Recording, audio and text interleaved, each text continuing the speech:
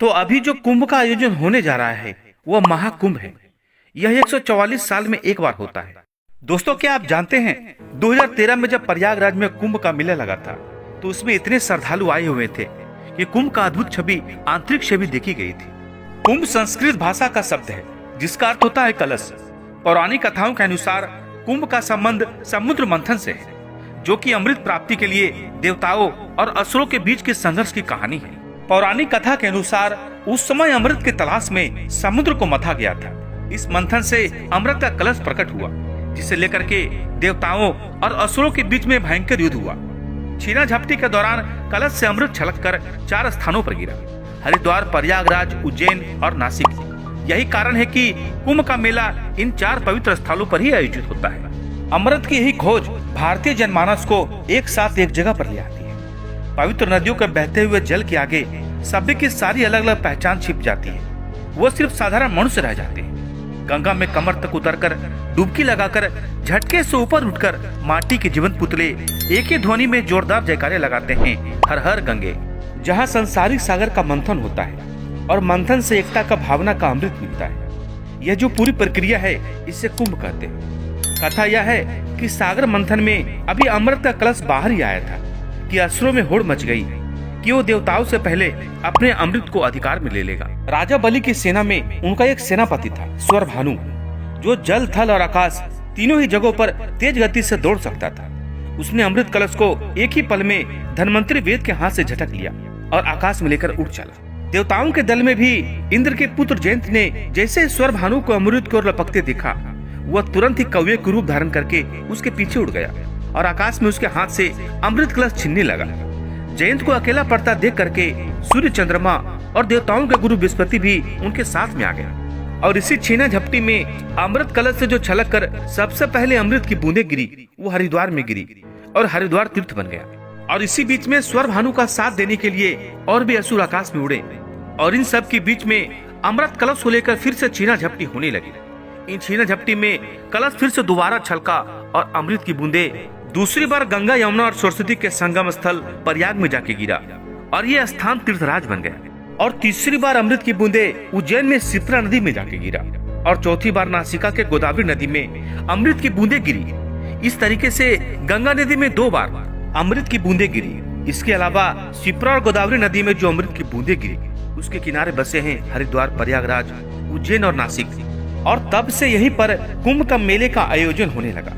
अब बात करते हैं कि कुंभ का मेला 12 साल में ही क्यों आता है। कुंभ मेले का स्थान तय करने में ग्रहों की दिशा बहुत महत्वपूर्ण योगदान देती है। सूर्य, चंद्रमा और बृहस्पति ग्रहों की स्थिति बहुत महत्वपूर्ण है। सूर्य और चंद्रमा जब मकर राशि में होते हैं, बृहस्पति वृषभ राशि में होते हैं, तो कुंभ का मेला प्रयागराज में लगता है। सूर्य मेष राशि और बृहस्पति कुंभ राशि में होते हैं तो कुंभ का मेला हरिद्वार में होता है। इसके साथ ही जब सूर्य सिंह राशि और बृहस्पति ग्रह भी सिंह राशि में होते हैं तो कुंभ का मेला उज्जैन में होता है। जब सूर्य सिंह राशि और बृहस्पति सिंह या कर्क राशि में होते हैं तो कुंभ का मेला नासिक में होता है। पौराणिक कथाओं की बात करें तो सागर मंथन में जब देवता और असुरों में अमृत कलश के लिए युद्ध हुआ था, इंद्र के बेटे जयंत असुर स्वरभानु से अमृत कलश छीन कर भागे थे। इसके बाद जयंत 12 दिन बाद स्वर्ग पहुँचे थे। ऐसा माना जाता है कि देवताओं का एक दिन मनुष्यों के 1 साल के बराबर होता है। इसलिए कुंभ का आयोजन 12 वर्षों में होता है। आप सोच रहे होंगे कि प्रयागराज में जो कुंभ लगने जा रहा है उसे महाकुंभ क्यों कहा जा रहा है। तो कुंभ के बारे में मैं विस्तार से बातें करने जा रहा हूँ। कुंभ 4 प्रकार के होते हैं: कुंभ, अर्धकुंभ, पूर्ण कुंभ और महाकुंभ। इनमें कुंभ का आयोजन हर 4 साल में एक बार होता है। अर्धकुंभ का आयोजन 6 साल में एक बार होता है। पूर्ण कुंभ का आयोजन 12 साल में एक बार होता है और महाकुंभ का आयोजन 144 साल में एक बार होता है। तो अभी जो कुंभ का आयोजन होने जा रहा है वह महाकुंभ है। यह 144 साल में एक बार होता है और इसके पीछे वैज्ञानिक आधार यह है कि पूर्ण कुंभ 12 साल में इसलिए एक बार होता है क्योंकि जुपिटर यानी बृहस्पति ग्रह को सूर्य का एक चक्कर लगाने में 12 साल लग जाते हैं। लेकिन जब 12 पूर्ण कुंभ 144 वर्षों में पूरे होते हैं तो इस योग पर महाकुंभ का आयोजन होता है। और इस बार भी प्रयागराज में वही महाकुंभ होने जा रहा है। प्रयागराज को त्रिवेणी भी कहते हैं क्योंकि यहाँ गंगा, यमुना और सरस्वती नदी का संगम है। सरस्वती नदी को लेकर मान्यता है कि अब भी यह धरातल नीचे बह रही है और इस त्रिवेणी में महाकुंभ के दौरान डुबकी लगाकर स्नान करना सबसे पवित्र माना जाता है और कहते हैं कि इससे मोक्ष की प्राप्ति होती है और इंसान के सारे पाप धुल जाते हैं। बहुत सारे लोग यह भी पूछते हैं कि महाकुंभ में पहला शाही स्नान नागा साधुओं द्वारा ही क्यों किया जाता है। तो इसका कारण यह है कि ऐसा उन्हें सम्मान देने के लिए किया जाता है। जब आदि गुरु शंकराचार्य ने नागा साधुओं की एक टोली बनाई तब उनका उद्देश्य था सनातन धर्म की रक्षा करना। उस समय नागा साधु सनातन धर्म के सबसे बड़े रक्षक थे, जिसके कारण उन्हें कुंभ के मेले में सबसे पहले स्नान करने का अधिकार और सम्मान दिया जाता था।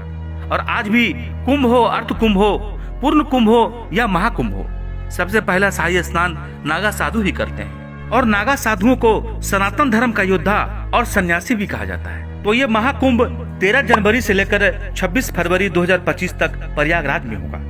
यह दुनिया का सबसे बड़े धार्मिक आयोजन में से एक है और इस बार इसकी विशेषता बहुत अधिक हो जाती है, क्योंकि सिर्फ यह पूर्ण कुंभ नहीं है, यह महाकुंभ है। प्रयागराज, जिसे तीर्थराज कहा जाता है, तीर्थ स्थानों का राजा माना जाता है। पौराणिक मान्यताएं कहती है कि ब्रह्मा जी ने यहाँ पहली बार यज्ञ किया था।